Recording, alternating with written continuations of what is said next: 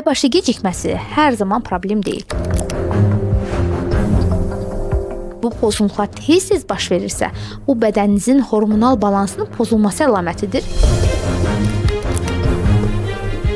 Döyəcəyiniz ilk qapı endokrinoloq olmalıdır.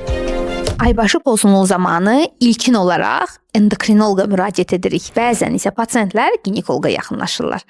Əslində aybaşı gecikməsi haqqında danışmışam, ancaq bundan nə vaxt narahat olmalıyam və nə zaman endokrinoloqa müraciət etməliyəm, bugün bu haqqda danışacağıq. Aybaşı gecikməsi hər zaman problem deyil. Çünki menstruasiya dövrü təqribən 21-35 gün aralığında normal sayılır. Yəni 28 gün qızıl standart olması vacib deyil. Bu ortalama göstəricidir. Gecikmə zamanı isə yaranmalı ilk sual budur.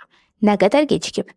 Əgər 1-7 gün ərzində gecikmə varsa, bu çox zaman stressə, yuxuya, səyahətə, qanda baş verən hormonal dalğalanmaya bağlı ola bilər və bu normal sayıla bilər. 7-14 gündən çox gecikirsə, ovulyasiyanın gecikməsi və ya hormonal disbalansın əlaməti ola bilər. Əgər 14 gündən çox gecikirsə, mütləq dəyərləndirilməlidir və yanaşı əlavə siqnallar da varsa, dərhal buna daha diqqətli oluruq.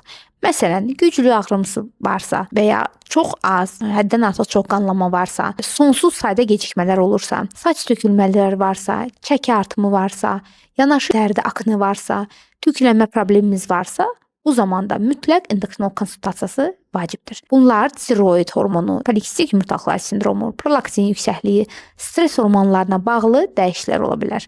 Və bir şeyi düşünməniz lazımdır ki, gecikmə problem deyil.